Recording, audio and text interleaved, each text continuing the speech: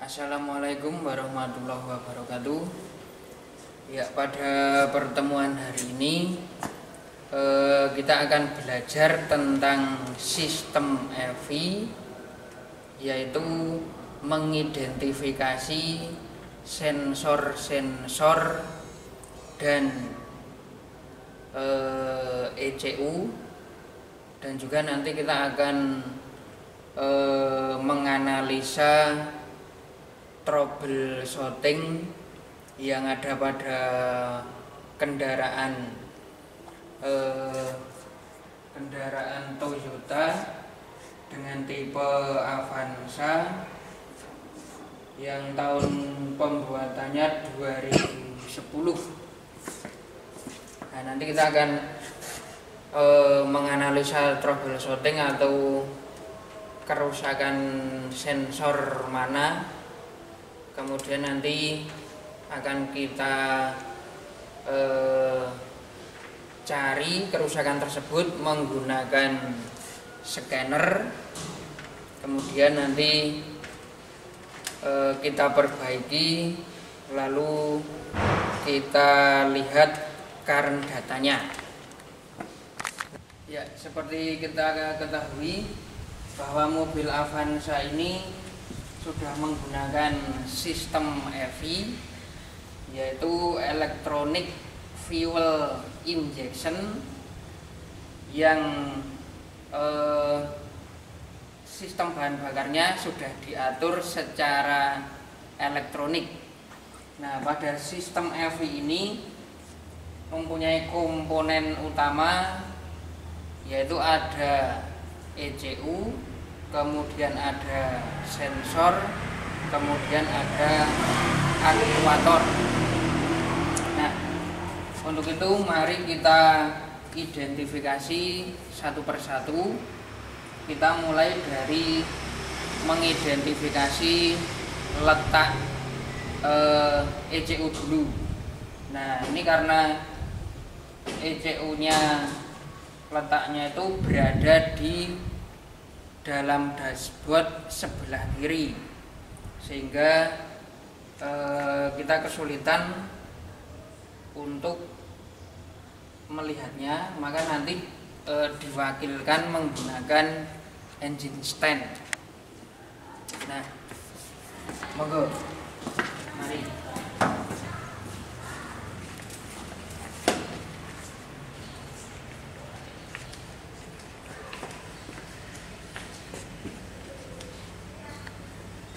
Nah, dashboard sebelah kiri, yaitu yang sebelah sini. Nah, itu ECU-nya terdapat di bawah dashboard sini. Itu letak ECU-nya. Kemudian kalau bentuk dari ECU itu sendiri itu seperti yang di sini. Nah, yang kotak ini ECU. Nah, ECU ini kepanjangan dari Electronic Control Unit. Fungsi dari ECU ini adalah untuk mengolah informasi atau data yang dikirim dari sensor. Nah, kemudian data itu diolah, kemudian datanya dikirim lagi menuju ke aktuator, sehingga aktuator nanti akan melakukan perintah dari ECU sesuai dengan kondisi mesin. Nah, ya, sekarang kita akan beralih menuju ke identifikasi sensor. Nah, pada sensor-sensor di mobil Avanza ini lebih dari satu. Nah, sensor ini fungsinya untuk mendeteksi atau mengetahui kondisi mesin. Kemudian kondisi mesin itu atau data dari mesin itu akan dikirim menuju ke ECU. Nah, kemudian salah satu contohnya adalah seumpama saat mesin dingin, maka nanti dari mesin dingin itu yang bertugas mendeteksi suhu mesin itu salah satunya adalah water temperature sensor. Nah, water temperature sensor ini nanti akan mendeteksi kondisi mesin, kemudian data tersebut akan dikirim menuju ke ECU, sehingga nanti ECU akan mengolah data tersebut. Nah, kemudian kita mulai dari sensor yang paling mudah ditemukan, yang letaknya berada pada filter udara. Yang ini namanya intake air temperature sensor, yang berfungsi untuk mendeteksi temperatur udara yang masuk ke intake manifold. Nah, kemudian sensor berikutnya adalah map sensor. Nah, letaknya berada di sebelah kanan filter udara. Ini namanya map sensor. Map sensor ini berfungsi untuk mendeteksi tekanan udara yang ada di dalam intake manifold. Nih, kemudian sesuai dengan singkatannya, map sensor ini kepanjangan dari manifold absolute pressure. Nah, kemudian di bawah map sensor ini terdapat throttle position sensor. Nah, letaknya pada body throttle, berada di body throttle. TPS atau throttle position sensor ini berfungsi untuk mengetahui atau mendeteksi seberapa besar pembukaan katup throttle atau seberapa besar sudut pembukaan katup throttle. Ya, untuk TPS tersebut tadi pada waktu di mobil kan kurang kelihatan. Nah, ini kalau di stand TPS-nya adalah yang ini.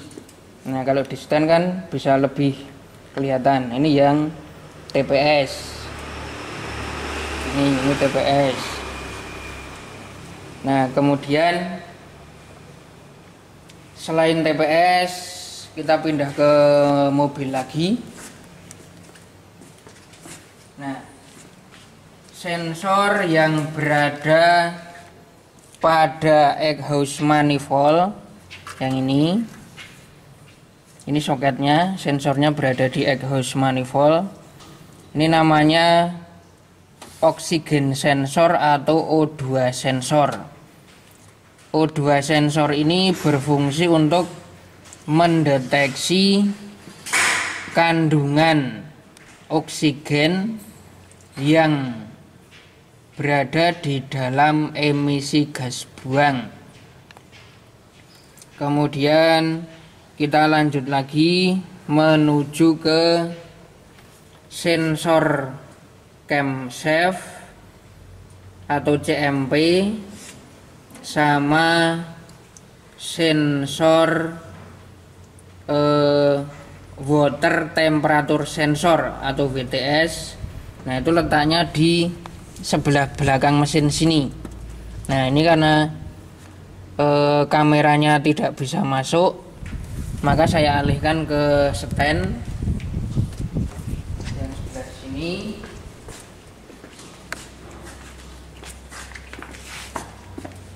Nah, untuk water temperature sensor atau WTS itu letaknya di sini. Nah, yang ini dekat dengan saluran air pendingin atau selang radiator. Nah, ini water temperature sensor. Sensor ini berfungsi untuk mendeteksi suhu mesin atau temperatur mesin. Nah, suhu tersebut diketahui dari temperatur air pendingin. Nah, jadi yang dideteksi sebenarnya temperatur air pendinginnya, sehingga air pendingin ini itu digunakan untuk sebagai perwakilan dari temperatur mesin. Nah, kemudian kita beralih menuju ke CMP atau camshaft position sensor. Nah, yang ini camshaft position sensor. Camshaft position sensor ini berfungsi untuk mengetahui posisi camshaft. Untuk mengetahui posisi camshaft, juga untuk posisi camshaft tersebut nanti akan digunakan untuk menentukan saat pengabutan atau penginjeksian bahan bakar, dan untuk menentukan saat pengapian atau menentukan saat busi memercikkan bunga api. Nah, ini camshaft position sensor. Nah, camshaft position sensor dari ini kemudian kita beralih menuju ke mobil lagi. Kita menuju ke sensor CKP atau CKP sensor, atau kepanjangannya crankshaft position sensor. Nah, yang ini. Nah, ini karena di mobil kan berada di dekat puli porosengkol. Nah, kemudian kalau di seten, kita beralih ke seten biar lebih kelihatan bentuknya.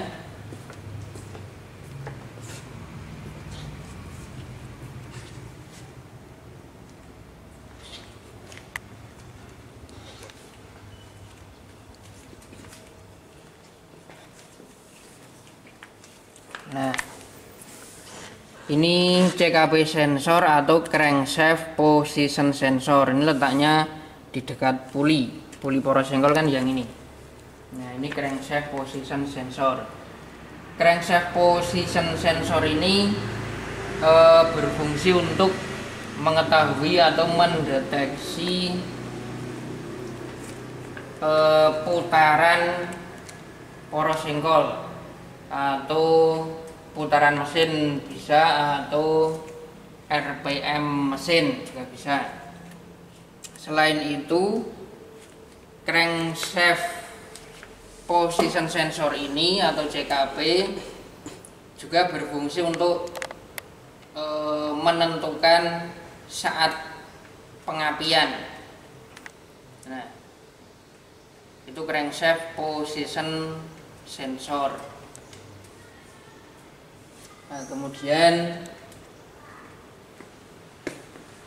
itu untuk sensornya.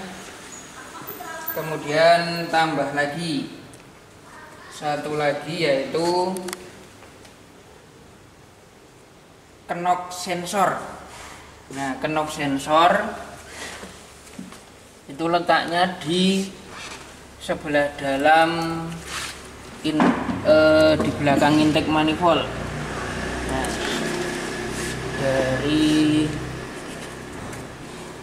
Nah, yang ini knock sensor. Knock sensor ini kalau di mobil posisinya sulit dijangkau kamera, jadi perwakilan pakai stand. Ini knock sensor. Nah, itulah sensor-sensor pada mobil Toyota Avanza. Ya, berikutnya kita akan mengidentifikasi aktuator pada mobil Avanza. Nah, aktuator ini bekerja berdasarkan perintah dari ECU. Nah, kemudian ECU memberikan perintah ke aktuator ini berdasarkan informasi atau data dari sensor. Nah, kemudian macam-macam aktuator pada mobil Avanza antara lain ada OCV atau Oil Control Valve. OCV ini bertugas atau berfungsi mengontrol oli yang menuju ke camshaft, yang nanti camshaftnya akan diatur oleh VVTi. Nah, kemudian selain OCV juga ada VSV. VSV ini yang berhubungan dengan karkul kanister. Nah, ini adalah katup. Nanti katup ini salurannya menuju karkul kanister. Nah, ini termasuk aktuator. Kemudian ISC atau idle speed control. Idle speed control ini bertugas untuk mengatur kecepatan idle pada mesin. Nah, ini ISC. Kemudian aktuator yang lainnya adalah injektor. Nah, injektor letaknya di sini. Ini injektor termasuk aktuator juga karena kerjanya ini diatur oleh ECU. Nah, kemudian biar lebih jelas kita ke stand.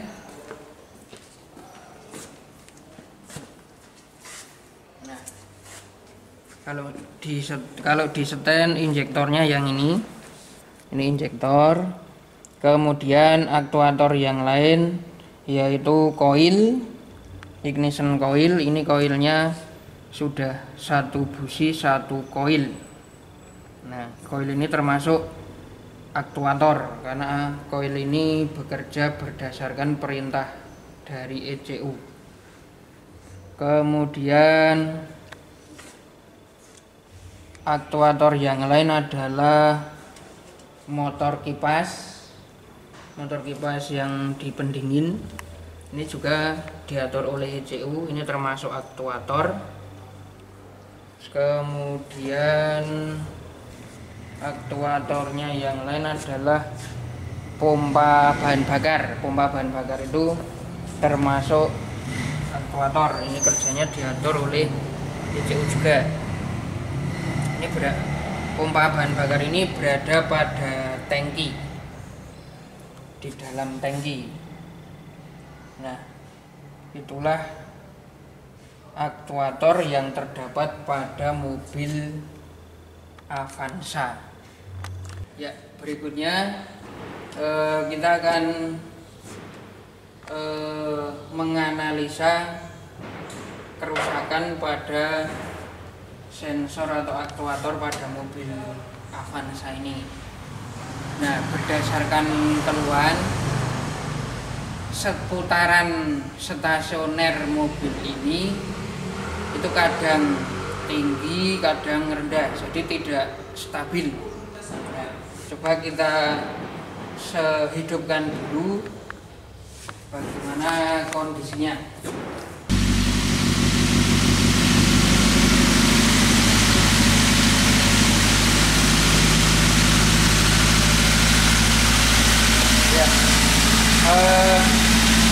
Kondisi putaran stasionernya ini terlalu tinggi. Kalau standarnya stasionernya itu sekitar 900 rpm, tapi ini 1000 rpm lebih.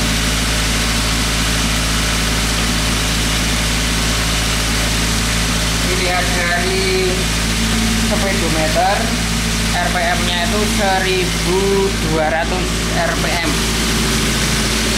Jadi ini kan terlalu tinggi.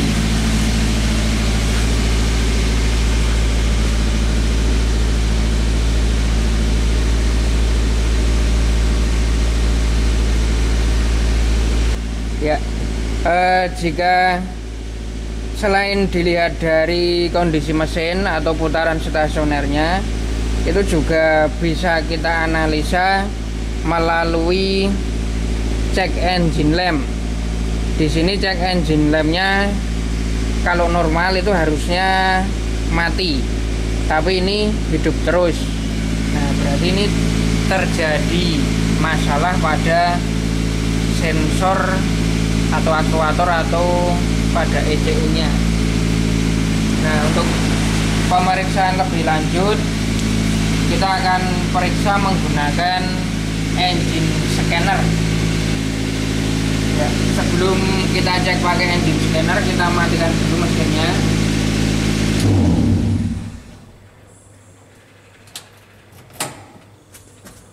Oke, kemudian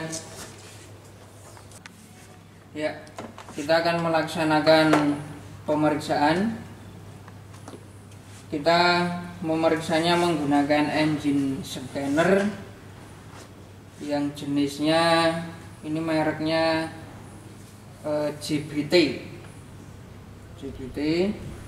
Untuk pemeriksaan ini tidak harus mesinnya hidup, bisa dengan kunci kontak on saja juga bisa.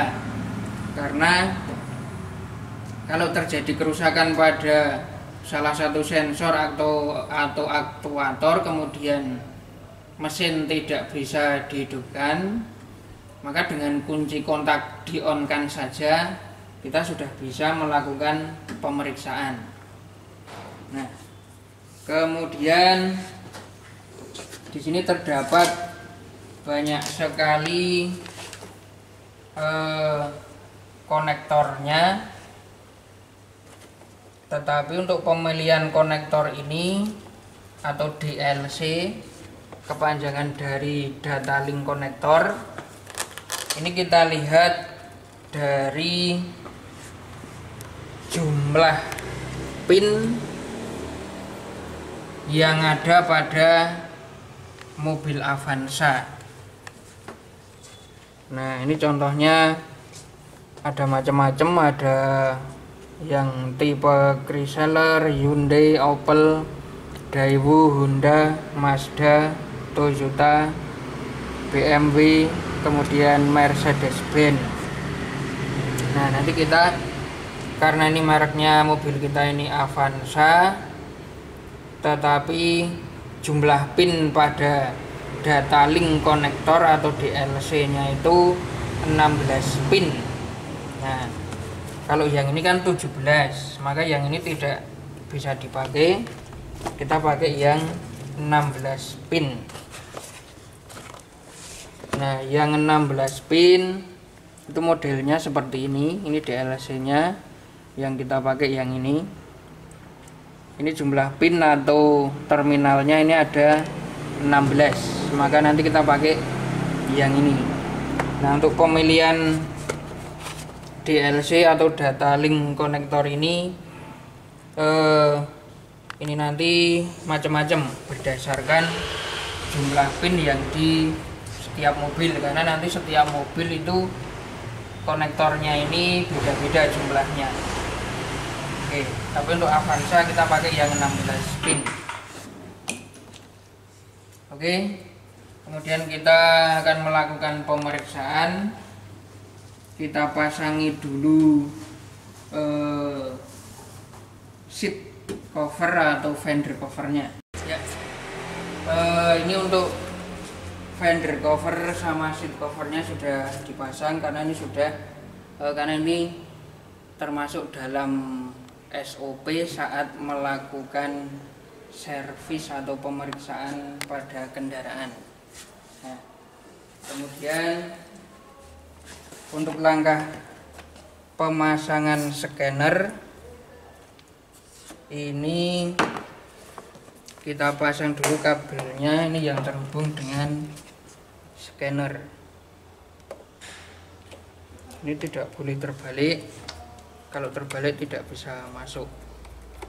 Kemudian dikunci.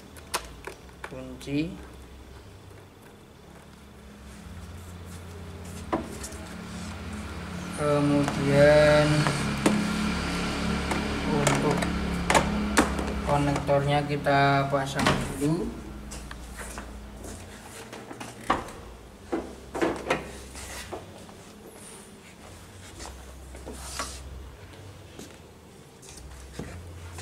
Nah, yang dipasangkan ke DLC nya yang sebelah sini, bukan yang sini ya.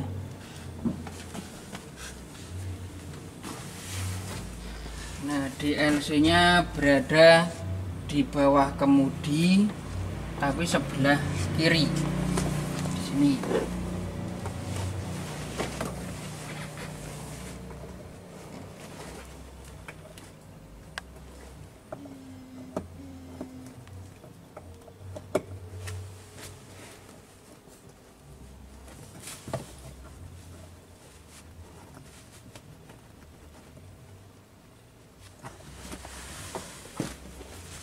Nah, kemudian hubungkan ke scannernya.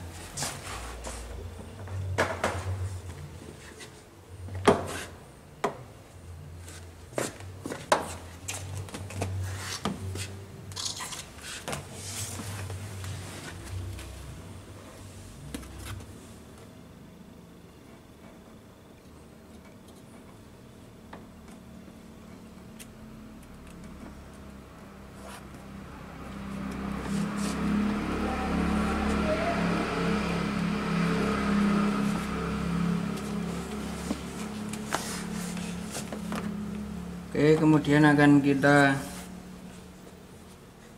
periksa, kita hidupkan untuk menghidupkan scanner ini kunci kontak harus di on kan dulu, karena sumber listriknya ini langsung dari baterai.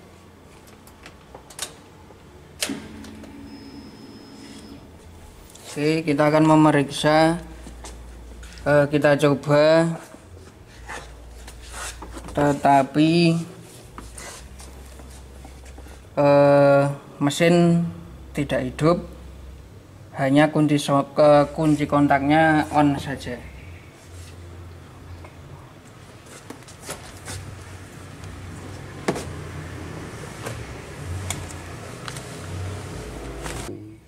Ya, kita mulai pemeriksaannya.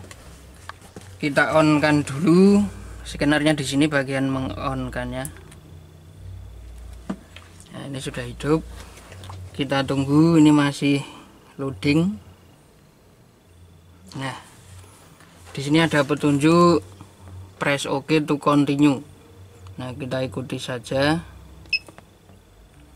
Kemudian ada negara atau benua.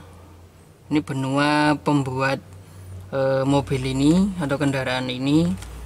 Ini karena Toyota itu kan buatan Jepang. Jepang itu dari benua Asia. Kita pilih Asia. Di sini anak panahnya sudah pas Asia, terus kita OK.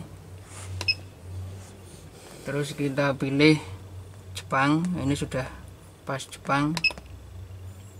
Nah, mereknya Toyota. Oke lagi. Nah, kemudian di sini ada Toyota OBD, Toyota, terus Toyota flash kode. Kita pilih yang Toyota.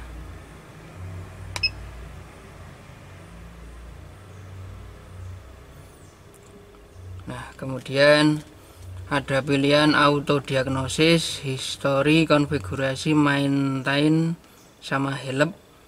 Ini kita pilih yang auto diagnosis. Nah, kemudian kita ikuti saja, ini press exit, kita pencet exit. Nah, kemudian kita pilih yang manual enter bisa, automatic juga bisa, all system scan juga bisa, tapi kita pakai yang manual saja. Nah, di sini kita pilih ini seri mesin, ini yang tipe K line ya. Oke, kita pilih yang engine NECT K line, kita tekan OK. Nah, kemudian ini muncul ada current data, history DTC, clear DTC, read DTC, aktuator test. Kita pilih yang current DTC, kemudian tekan OK. Nah, di sini muncul kode P0120. Nah, tapi tidak ada artinya. Untuk mengartikannya kita pencet OK lagi, kita tekan OK lagi. Nah, di sini muncul throttle pedal position sensor atau switch A circuit. Nah, ini berarti yang bermasalah adalah pada sensor throttle position, throttle ya, atau TPS. Ini yang bermasalah pada TPS. Nah, coba kita perbaiki dulu, kemudian nanti kita periksa lagi. Oke, ini kita matikan dulu. Mematikannya kita exit.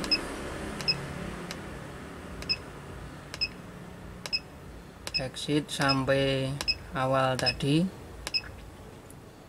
Nah, seperti ini. Kemudian kita matikan dulu. Nah, setelah kita matikan, biar aman kunci kontak kita matikan juga. Kemudian kita cek TPS nya apakah bermasalah.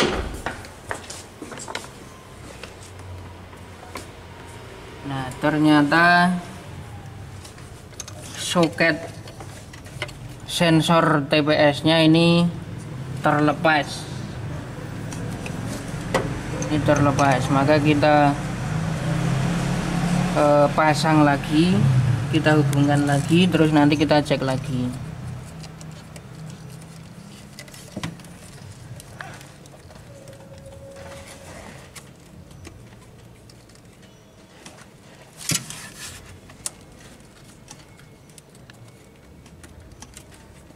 Pastikan memasangnya atau menghubungkannya ini yang kencang, harus dipastikan. Jangan sampai nanti saat dipakai untuk berkendara nanti soketnya lepas sendiri. Nah, setelah kita perbaiki, lalu kita cek lagi, kunci kontak kita on kan, kemudian kita on kan scannernya.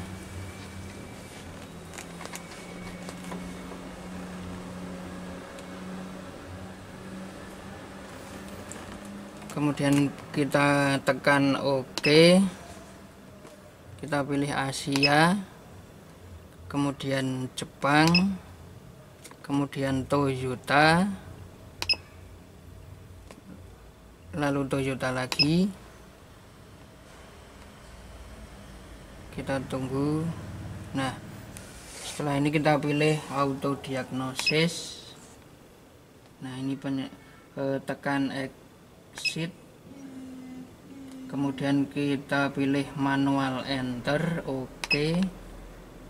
Nah ini kita pilih yang engine, nah yang ini engine NECT K-Line, tekan oke lagi,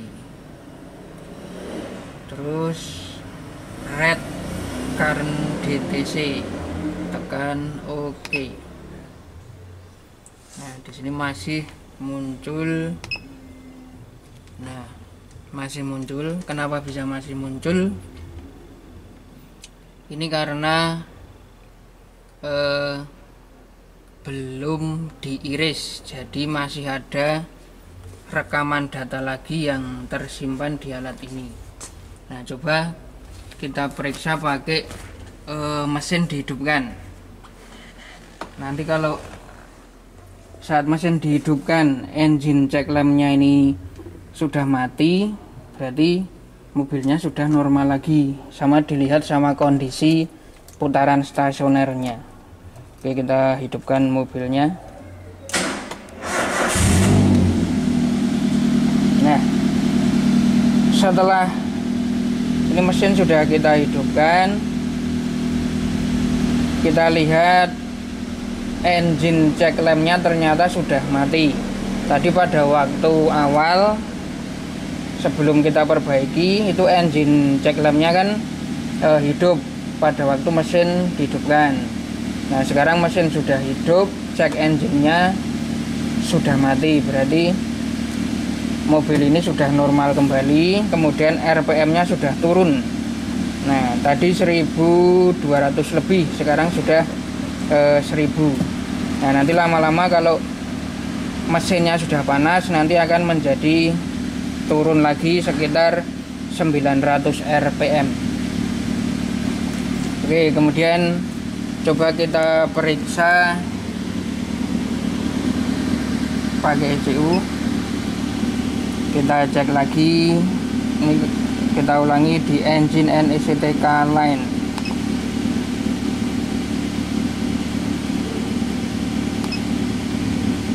Nah ini masih ada, berarti kita harus menghapus DTC. Nah untuk menghapus DTC itu pakai yang pilihan clear DTC. Nah ya ini tadi sudah kita clear, kemudian kita coba scan lagi, kita tekan oke. Nah di sini muncul system is okay, berarti memori yang tadi tersimpan di scanner ini sudah terhapus. Nah itu cara menghapus atau mengiris data yang tersimpan di scanner atau di memori ECU.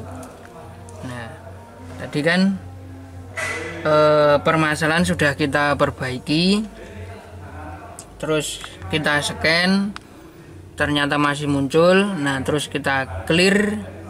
Nah di sini hasilnya sudah oke. Nah itulah cara menghapus DTC atau iris DTC. Ya sekarang kita akan melihat data dari kondisi mobil ini melalui menu current data. Oke, ini tekan oke, oke lagi, kemudian oke lagi.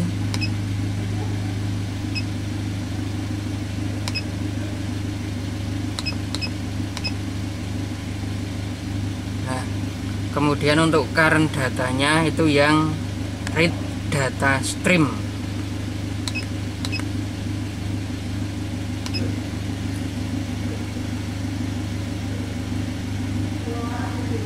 Nah ini adalah data-data dari mobil ini Antara lain ada injektor, ini menyemprotnya 1,53 milisekon. Kemudian untuk ignition advance atau pengajuan saat pengapian ini sekitar 0,3 derajat. Kemudian ada ISC duty ratio 16%, engine speed 756 rpm, coolant temperatur 83 derajat celcius, intake air 32 derajat celcius. Kemudian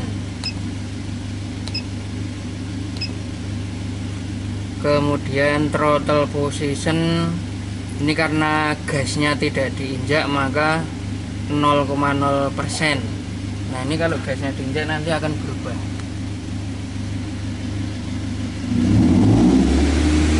Nah, ini saat gas diinjak, posisi throttle-nya naik menjadi 7,1%.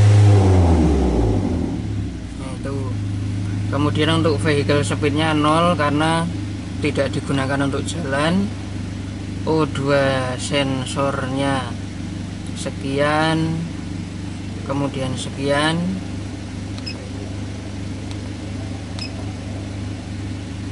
Nah, ini untuk data-data yang lain.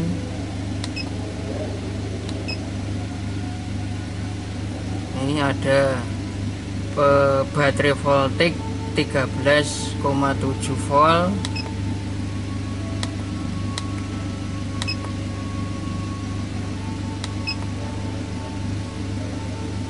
VVT position 0,0 derajat.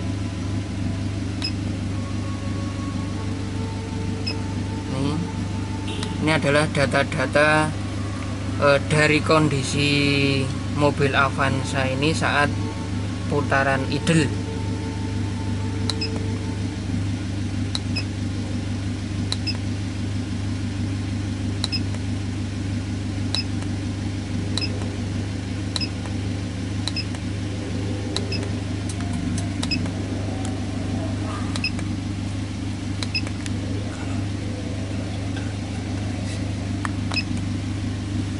Oke, kalau sudah data stream sudah kita lihat semua, kemudian kita exit, tekan tombol exit,